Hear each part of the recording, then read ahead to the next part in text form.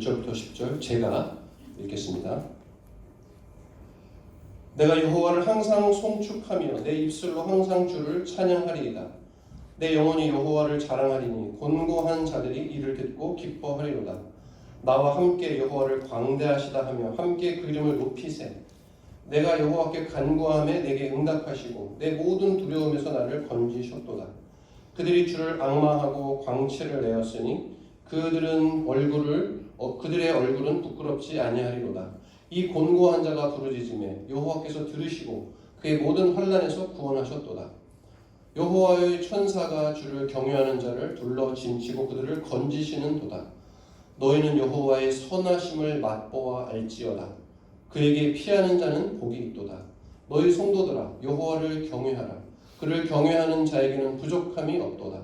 젊은 사자는 궁핍하여 줄일지라도 여호와를 찾는 자는 모든 좋은 것에 부족함이 없으리로다.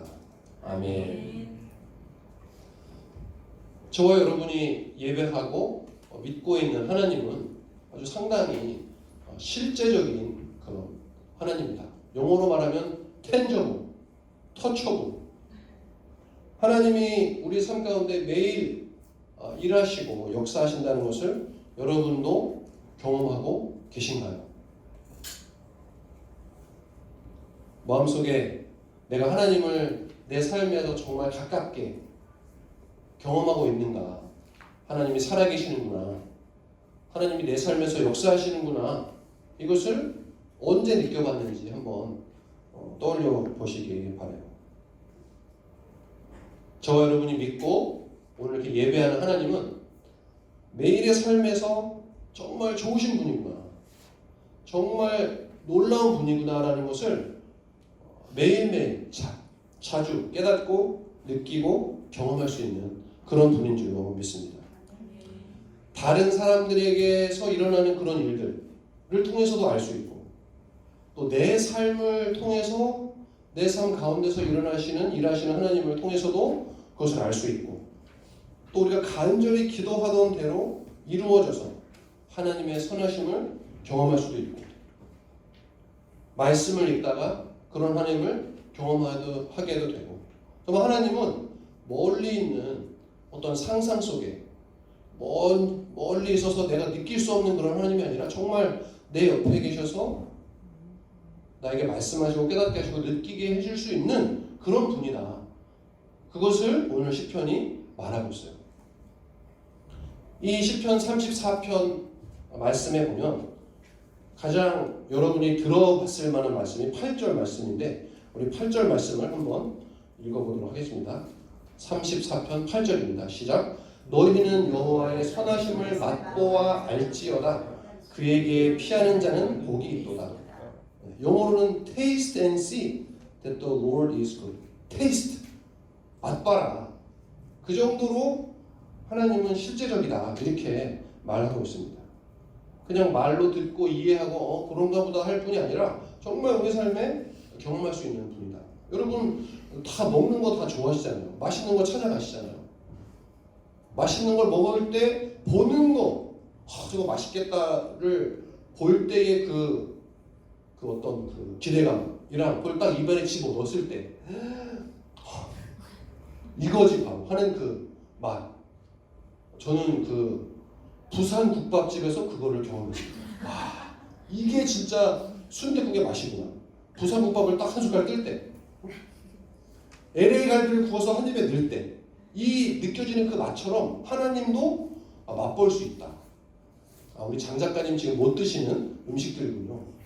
하여간 그것을 맛볼 때 느낄 수 있는 그런 것처럼 하나님도 그만큼 친밀하고 아주 내 삶에 직접 경험할 수 있는 분이라는 것을 말해주고 있는데 오늘 34편 4절, 6절, 7절에서 이렇게 말하고 있습니다. 4절을 같이 읽어보죠. 4절 시작. 내가 여호와께 간구하며 내게 응답하시고 내 모든 두려움에서 나를 건지셨도다.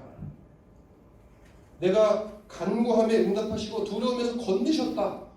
내가 두려워할 때 나를 건지신 분이다라고 실질적인 경험을 말하고 있어요. 6절에서도 보면 6절 읽어봅시다. 시작. 이 곤고한 자가 부르짖음에 여호와께서 들으시고 그의 모든 환난에서 구원하셨도다. 어려운 가운데서 구원해 주셨습니다 라고 고백을 하고 있어요. 7절도 읽어봅시다. 시작. 여호와의 천사가 주를 경외하는 자를 둘러 침치고 그들을 건지시는도다. 하나님이 건지시는 분이라. 두려움에서 나를 건지셨고 환난에서 구원하셨고 천사들이 나를 건졌다. 이렇게 고백을 하고 있어요. 그러니까 정말 이 시편 기자는 다윗인데 어려움에 있을 때 정말 하나님이 자기를 구해 주신 것을 기억하면서 이 노래를 하고 있습니다. 하나님이 간구에 응답하셨고 두려움에서 건지셨고 어려울 때 부르짖으면 들으셨고 환난 때에 구원하셨고 주를 경외하는 자를 건지셨다 라고 하면서 실제적인 자신의 경험을 이야기하고 있어요. 그렇기 때문에 너희도 여호와의 선하심을 맛보아라 이렇게 호소를 하고 있습니다. 저와 여러분의 삶을 이렇게 돌아보면 여러분이 하나님의 그 선하심을 경험했던 그 순간들이 있을 거예요. 내가 이때 정말 하나님이 내 삶에 일하셨지. 이때 하나님이 정말 내 삶에 찾아와 주셨지 라는 그런 순간들이 있을 거예요. 그래서 제가 이렇게 여러분의 삶들을 대충 이야기를 들어서 알기 때문에 여러분의 삶의 그 이렇게 과거들을 생각해 봤을 때 하나님이 정말 일하셨다. 이것을 저는 이 자리에서도 말할 수 있어요. 그런데 이제 여러분의 삶이 이랬다 제가 말하면 여러분 쑥스러워하시니까 이제 저의 삶에서 하나님이 어떻게 일하셨는가 얘기를 해보면 이제 저희 가족이 이제 이렇게 사역자 가족으로서 뭐 미국에서 또 살려니까 참 여러 가지 어려움들이 있어요.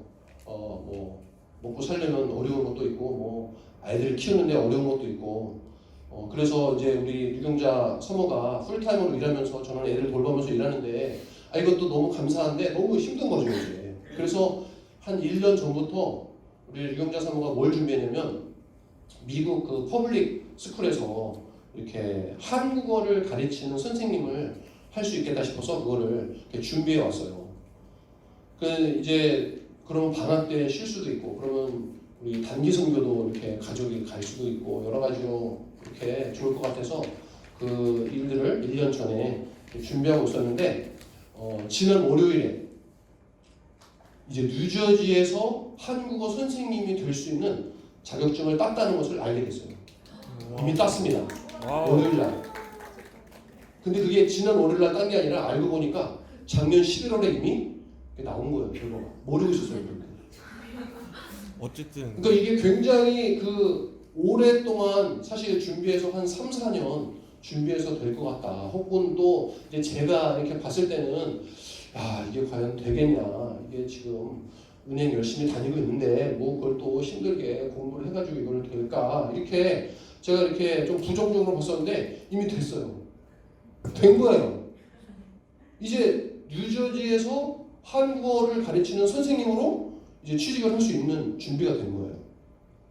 근데 이런 걸 보면서 하나님이 우리 가족을 지금까지 이렇게 때에 맞게 이렇게 이끌어 주셨거든요. 저희가 캘리포니아에 있으면서 뉴저지에 올 때도 집을 어딘가 구해야 되는데 집을 구하긴 구해야 되는데 이미 제가 몇 번 말씀드렸지만 모아놓은 돈도 없고 뭐 와이프랑 저도 직업이 없었고 그때 어디서 샐러리를 받고 있는 게 하나도 없었거든요. 모아놓은 돈도 하나도 없고 샐러리를 받는 것도 없고 근데 집을 구해야 돼 뉴저지에서. 그런 사람들 누가 집을 주겠습니까? 그런데 노르드에서 집을 그 집주인이 준 거예요 우리한테. 니네 살아라. 그래 불쌍하니까 살아라. 노르드가 또 얼마나 좋은 동네인지 몰라요. 우리가 그 이렇게 우리 그 버젯에 맞는 집을 찾으려면 저기 어디 와이커프라는 저 뉴저지 북쪽 아니면 뭐 어디 뭐 하여간 이런 데였는데 노르드 타운이 너무 좋더라고 가보니까. 우리 세호가 어저께 졸업하면서 뭐라고 그랬냐면 노르드로 이사와줘서 너무 감사하다고. 이렇게 우리가 한 게 아니라 하나님이 하신 거거든요. 그러니까 하나님이 이렇게 이끄신 것들을 보면 정말 실제적인 우리 삶에서 하나님이 이끄시는 거를 경험하고 또 그것을 느끼기 때문에 하나님을 찬양하지 않을 수 없는 거예요. 그래서 저도 이런 경험들을 하면서 여러분한테 하나님은 정말 우리 삶의 실제적인 분이다. 우리를 도우시고 구원하시는 분이다라는 것을 말을 하지 않을 수 없다는 것이죠. 1절, 2절에서 이 다윗도 이렇게 그래서 고백하고 있습니다. 1절 2절을 다시 봅시다. 1절 2절을 같이 읽어보겠습니다. 시작. 내가 여호와를 항상 송축하며 내 입술로 항상 주를 찬양하리이다. 내 영혼이 여호와를 자랑하리니 곤고한 자들이 이를 듣고 기뻐하리로다. 항상 송축하며 내 입술로 주님을 찬양하겠습니다. 왜냐? 하나님이 우리 삶에 일하신 그 과거들을 생각해보면 하나님을 찬양하지 않을 수 없다는 것이죠. 그러면서 자연스럽게 우리는 내가 경험한 이 하나님을 다른 사람도 알겠구나 라는 마음을 갖게 돼요. 그게 3절에서 나옵니다. 3절에 보면 나와 함께 여호와를 광대하시다 하며 함께 그 이름을 높이세. 오늘 우리 영어 찬양이 Glorify the Lord with me. Let us exalt His name together. 야, 나만 찬양할 게 아니라 너도 찬양해야 돼. 지금 너도 이 사실을 알아? 내가 경험한 이 하나님이 얼마나 대단하신지 너도 찬양해야 돼. 꼭 알면 좋겠어 라고 하면서 Glorify the Lord with me. Let us exalt His name together. 같이 우리 하나님을 높이자 라고 다윗이 말을 하고 있는 거예요. 그러니까 하나님의 위대하심을 경험한 사람들은 다른 사람들에게 그것을 말하게 돼 있어요. 그럴 수밖에 없어요. 그러니까 누군가 나에게 전도를 하고 있다. 그것은 이 사람이 정말 하나님의 놀라운 은혜를 경험했기 때문이구나 라는 것을 우리는 알 수 있습니다. 저와 여러분이 왜 하나님을 나누고 싶냐? 왜 예수님을 전하고 싶냐? 그 이유는 내가 경험한 그 하나님이 너무 대단하기 때문에 다른 사람에게 말하지 않으면 견딜 수가 없는 거예요. 11절에서는 이렇게 말합니다. 너희 자녀들아 와서 내 말을 들으라. 내가 여호와를 경외하는 법을 너에게 가르치리로다. 시편 기자는 자기가 먼저 하나님을 찬양하고 또 주변에 있는 사람들 같이 찬양합시다 한 다음에 거기서 끝나는 게 아니라 자녀들, 자식들에게 야 너네들도 하나님을 찬양해야 돼. Come, my children, listen to me. I'll teach you the fear of the Lord. 너는 내가 가르칠 거야. 하나님을 경외해야 된다는 것을 내가 가르칠 거야. 그래서 여기 보면 오늘 선교사님 자녀들, 목사님 자녀들이 많은데 부모님이 왜 그렇게 나를 믿음을 갖게 했는지 생각해보면 너무 좋기 때문에, 너무 하나님을 믿는다는 것이 대단하기 때문에 부모로서 자식한테 그것을 강요하지 않을 수 없는 거예요. 그렇기 때문에 믿음을 부모님이 우리에게 전달해주고 계셨다는 거죠. 얼마나 이 대단한 하나님이 대단한지를 이 시편 기자가 찬양하려고 하다가 굉장히 놀라운 방법으로 이 시편 34편을 지었어요. 시편 34편은 1절부터 22절로 되어 있죠. 영어 알파벳은 A부터 G까지 몇 개죠? 26개입니다. 히브리어는 알파벳이 알렙, 벳, 기물, 달벳 해가지고 끝까지 가면 신신, 타오까지 가면은 22개예요. 알파벳이. 히브리어 알파벳은. 이 시편 34편은 1절부터 22절까지 1절은 알렙으로 시작하고 2절은 벳으로 시작하고 3절은 기멜로 시작하고 4절은 달렛으로 시작하고 알파벳 순서대로 모든 절이 시작해요. 히브리어 알파벳. 그러니까 이거를 여러분이 가나, 다라, 마바사, 자차카타, 파하로 시를 하나 짓는다고 생각해보세요. 순서대로. 이게 쉬운 일이 아니죠. 삼행시 짓는 것도 쉽지가 않은데 이 시편 기자 다윗은 알파벳, 히브리어 알파벳 순서로 기교를 짜서 이렇게 하나님의 위대하심을 찬양하고 있다는 거예요. 그러니까 굉장히 의도적으로 이 시편을 지었다는 거죠. 어떤 의도가 있느냐? 하나님의 선하심을 맛보아 알지어다 라는 의도를 가지고 굉장한 기교를 가지고 틀에 맞춰서 이 34편을 지었던 거예요. 이 시편 34편은 적어도 6개의 명령어가 등장합니다. 3절 Glorify, 높여라. 8절 Taste and see. 9절 Fear the Lord. 11절 Come, my children.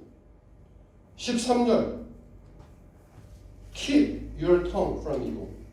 14절 Turn from evil and do good. 6번의 명령어를 통해서 또 우리에게 명령을 하면서 하나님의 선하심을 맛보아 알아라 라고 명령을 하고 있어요. 우리가 지난번에 봤던 시편 23편은 하나님의 선하심, 하나님이 나의 목자 되십니다를 하나님은 나한테 이런 분이었어라고 우리한테 이렇게 전달해주는, 내가 너무 하나님은 이런 분이야 라고 말했다면 시편 34편에서는 너 느껴야 돼, 넌 알아야 돼, 테이스트 해야 돼, 턴 해야 돼, 글로리파이 해야 돼, 익설트 해야 돼 라고 명령을 하고 있어요. 왜냐하면 그만큼 하나님이 우리에게 위대한 분이기 때문입니다. 오늘 본문은 그런 하나님의 선하심을 어떻게 맛볼 수 있는지 말을 해주고 있어요. 첫째, 무엇을 말해주고 있느냐? 하나님을 두려워해라 라고 말하고 있습니다. 우리 8절에 여호와의 선하심을 맛보아 알지어다 라고 하는 것이 이 34편의 가장 중요한 말씀인데 7절 보세요. 7절 보면 The angel of the Lord encamps around those who fear him. 9절 보세요. Fear the Lord 하면서 9절에 두 번이나 those who fear him lack nothing. 8절을 중심으로 해서 하나님을 두려워해라 라는 말이 세 번이나 등장하고 있어요. 하나님이 얼마나 선하시고 위대하신지를 알려면 첫째, 하나님을 두려워하라는 거예요. 여기서 두려워하라는 것이 무서워해라, 벌벌 떨어라, 몸조심해라 이런 말이 아니고, 여기서 두려워하라는 말은 아마 한국말로 표현할 때 가장 쉬운 말이 경외해라. Look at the Lord with awe. 경외감으로 하나님을 바라봐라. 이런 말일 거예요. 하나님을 두려워하라는 말은 하나님을 만만하게 생각하지 마라 라는 의미도 돼요. 하나님이 용서해 주시고 사랑해 주시고 우리한테 늘 보호해 주시니까 하나님 만만해. 하나님 이렇게 별로 안 무서워해도 돼. 하나님 하나도 어려운 게 없어. 이렇게 만만하게 생각하지 말라는 말이 두려워하라는 말 속에 포함되어 있을 거예요. 하나님을 두려워하라는 말은 또 무슨 의미냐? 하나님을 조정해서 우리의 편의에 맞게 하나님을 조정하려는 시도를 그만둬라 라는 말도 될 거예요. 하나님이 만만하게 보이면 우리는 하나님을 이렇게 조정하려고 해요. 하나님을 컨트롤하고 싶어요. 하나님이 이때는 이걸 해주셔야 되고, 내가 바라는 이것을 들어주셔야 되고, 내 삶의 플랜이 이렇게 돼 있는데 하나님이 내 삶의 플랜에 맞게 나한테 딱딱딱 필요한 것을 주셔야 돼 라고 우리가 생각한다면 하나님을 조정하고 있는 것이죠. 하나님을 두려워하라는 얘기는 우리가 용서받았고 회개할 수 있는 그 특권이 있는데, 용서받았고 회개할 수 있는 특권이 있는데 그 특권을 남용하지 말아라, 나쁘게 이용하지 말아라 라는 것도 의미가 될 거예요. 우리 마음대로 살면서 내가 하고 싶은 것을 하면서 하나님이 용서해 주시니까 괜찮아 라고 한다면 그것도 마찬가지로 하나님을 두려워하는 모습과는 먼 모습이라는 거죠. 그러니까 결국 하나님을 두려워한다는 것은 뭐냐? 하나님 말씀에 순종하고 하나님의 뜻에 내 삶을 맞추고 하나님이 내 마음대로 움직여주시는 분이 아니라 내가 하나님의 뜻에 조정을 당하겠다. 조정을 당한다보다는 하나님의 뜻에 내 뜻을 맞추겠다 라는 말이 하나님을 두려워한다 라는 그런 의미에 포함이 될 거예요. 하나님이 내 마음대로 움직여주시기 바랄 때, 그것을 기대할 때 우리는 하나님을 경험할 수 없게 됩니다. 우리 예배 전에 잠깐 우리 여기 오늘 예배 온 예의자매랑 얘기를 했는데 무슨 얘기를 하냐면 이런 얘기를 하더라고요. 하나님이 내 기도에 응답하지 않으실 때 그때가 바로 하나님의 신실하심을 경험할 수 있는 때다. 하나님이 내 마음대로 내 바라는 대로 안 들어주실 때가 바로 하나님을 신뢰할 수 있는 좋은 때다라는 그런 이야기를 하더라고요. 어떤 설문지에 나왔대요. 그러니까 하나님을 잘 모를 때, 하나님이 내 삶에 왜 이러시는지 모를 때 우리는 그때야말로 하나님을 더 의지하고 믿어볼 수 있는 때라는 것이죠. 그래서 19절에도 이렇게 말하고 있어요. 19절에 보면 의인은 고난이 많으나 여호와께서 그의 모든 고난에서 건지시는도다. 영어로 보면 A righteous man may have many troubles, but the Lord delivers him from them all. 의인도 고난을 받을 수 있다. 그런데 하나님은 의인을 고난 가운데서 건지신다. 이렇게 말하고 있습니다. 그러니까 의인도 고난 받는구나 라는 그 믿음, 이것이 바로 하나님을 두려워하는 믿음인 거예요. 내가 아무런 잘못이 없어도 내 삶에 어려운 일들이 있을 수 있구나 라는 것이 하나님을 두려워하는 자세라는 것이죠. 여러분은 하나님을 두려워하고 계신가요? 아니면 하나님을 이용하고 계신가요? 여러분 하나님의 통치를 받고 있습니까? 아니면 여러분이 하나님을 통제하려고 하나님을 여러분 손에 쥐고 계십니까? 저와 여러분이 하나님의 선하심을 맛보는 첫 번째 방법은 하나님을 두려워하는 것이다 라는 것을 기억하시기 바랍니다. 하나님의 선하심을 경험하는 두 번째 방법은 뭐냐?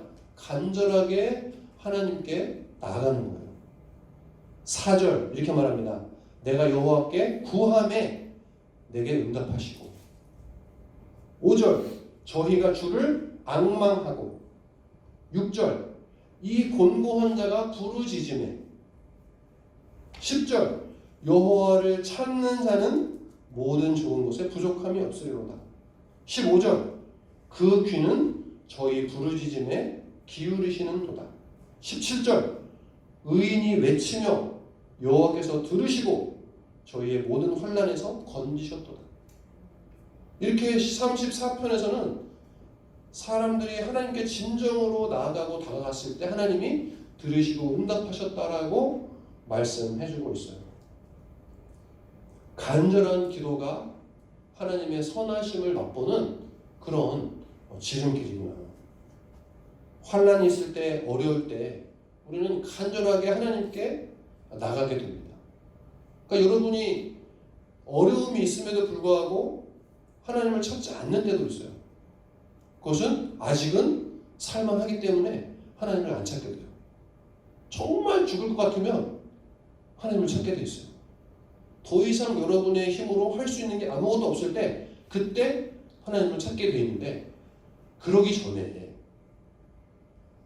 여러분이 할 수 있는 모든 일이 사라지기 전에 하나님을 찾으면, 하나님께 간절히 나가면 얼마나 좋을까.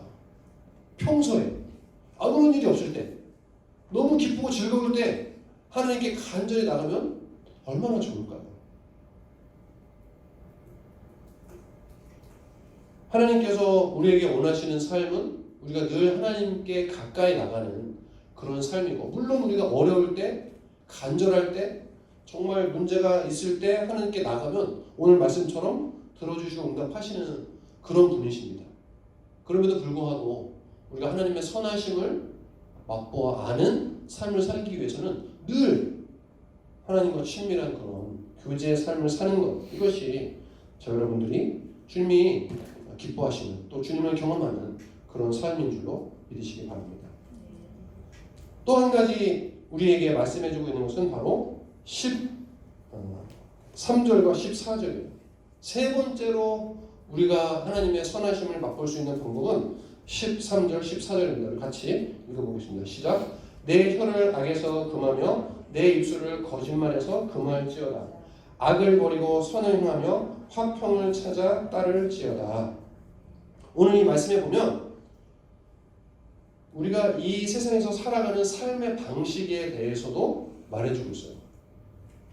하나님께 우리가 어떻게 해야 되느냐, 두려워해라, 하나님을 찾아라 뿐만 아니라 이 세상에서 우리가 서로를 어떻게 대하면서 살 것인지에 대해서도 말해주고 있는데, 우리 서로 대할 때 우리 각자가 이 세상에 살면서 내 이웃과 사업 파트너나 친구, 상사와 아니면 직장, 내가 부리고 있는 사람들과 어떤 관계를 맺을 것이냐라고 할 때 악을 금하고 혀에서 악을 금하고 거짓말을 하지 말고 선을 행하며 화평을 찾아 살아갈 때 그때가 바로 하나님의 선함을 맛볼 수 있는 그런 때다라고 말씀하고 있습니다.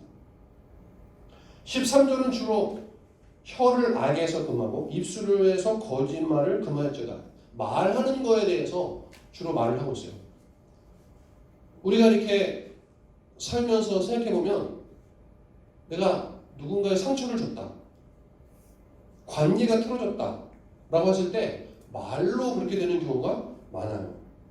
제가 아는 전도사님이 무슨 말을 했냐면 우리가 말로 내뱉는 것은 우리 생각의 20-30%만 말을 해준대요. 내가 여러분이 입으로 뭔가를 말한다면 여러분 속에는 70% 이만한 덩어리가 더 있고 20-30%가 입으로 나온다는 거죠. 여러분이 악한 말을 누군가에게 던졌다. 그럼 사실은 이만큼 더 미워하는 거예요. 사실은. 여러분이 누군가에게 칭찬을 했다. 그러면 이만큼 더 사실은 칭찬하고 싶은 거죠.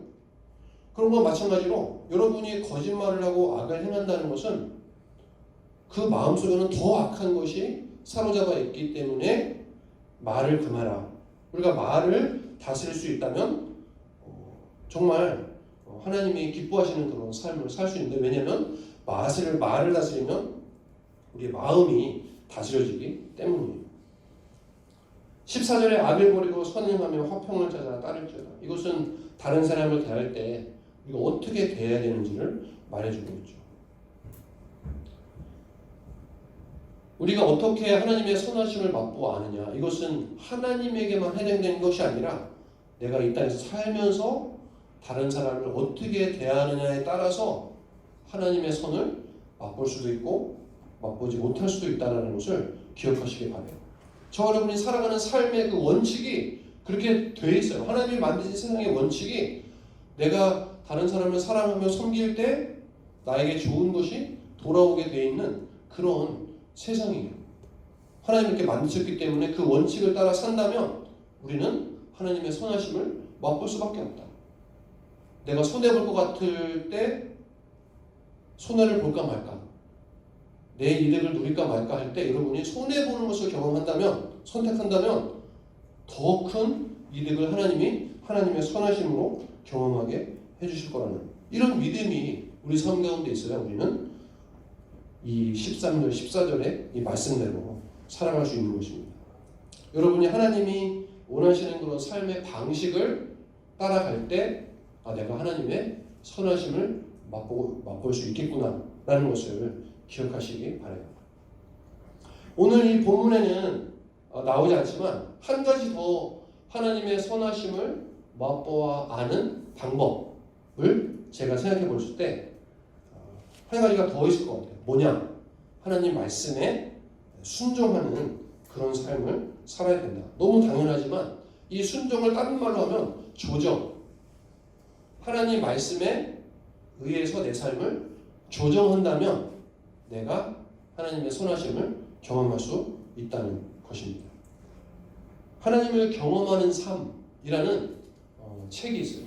약간 제자훈련 교재처럼 되어 있는데 거기에 보면은 하나님을 경험하고 하나님을 맛보는 데 있어서 여러 단계가 있는데 그 중에 한 단계가 뭐냐면 하나님이 여러분을 초청할 때 어떤 일이나 아니면 어떤 말씀으로 어떤 태도로 여러분의 삶을 초대할 때 그 초대에 응하기 위해서는 여러분의 삶의 스케줄을 조정해야 한다고 그렇게 말하고 있어요.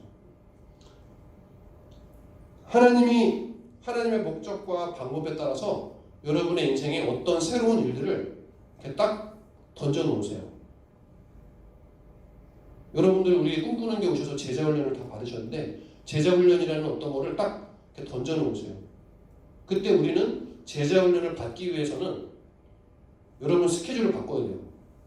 없던 게 하나 생기는 거예요. 내 인생의 루틴에 없었던 게 뭔가 하나 생기는 거예요. 그러면 불편하죠. 그 불편함을 감수하면서 내가 훈련을 받겠다라고 하는 게 여러분의 인생을 조정하는 거예요. 주일날 여러분 교회 오는 것도, 교회 오는 게 익숙하지 않은 분들은 교회를 온다는 것 자체가 여러분의 인생에 큰 조정인 거예요. 일요일날 나 딴 거 했었는데, 근데 주일날, 일요일날 교회를 와서 예배를 한다는 것은 엄청난 큰 여러분 인생의 조정이죠. 여러분이 평소에 살아오던 대로 살면서는 하나님의 선하심을 경험할 수가 없는 거예요. 훨씬 더 적게 경험할 수밖에 없어요. 여러분의 인생이 조정되고 바뀌고 결단을 해야 여러분은 하나님의 선하심을 경험할 수 있는 거예요. 여러분은 여러분의 인생에 아무런 결단도 변화도 주지 않으면서 하나님이 도와주시겠지. 나는 왜 하나님의 선하심을 경험하지 못하지? 하나님은 왜 내 삶에서 일하지 않으시지? 라고 말할 수 없다는 거죠. 여러분이 여러분의 역할에서 여러분이 결단하고 조정해야 될 부분이 있기 때문에 그래요. 이거 한번 넘겨주시면,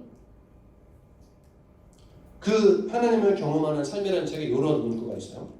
하나님께서 당신에게 말씀을 통해 하나님이 무엇을 하시려는지를 계시할 때 그것은 바로 당신의 인생을 그분께로 조정하라는 하나님의 초청입니다. 당신이 하나님과 하나님의 목적과 방법에 따라 당신의 인생을 조정하고 나면 당신은 순종해야 하는 위치에 이르게 됩니다. 당신이 평소에 살아오던 대로 살면서 또 당신이 있던 그 자리에 그대로 머물러 있으면서 하나님과 동행할 수는 없습니다. 그러니까 우리가 주님의 선하심을 맛보기 위해서는 뭔가 조정과 순종의 그 단계가 필요한 거예요. 노아가 평상시대로 살면서 방주를 만들 수 없었죠. 아브라함은 우르라는 고향에 머물면서 믿음의 조상이 될 수 없었어요. 갈대아 우르에서 떠나야 됐어요. 모세는 광야에서 양을 치면서는 이스라엘의 지도자가 될 수가 없었고 바로에게 가야만 했어요.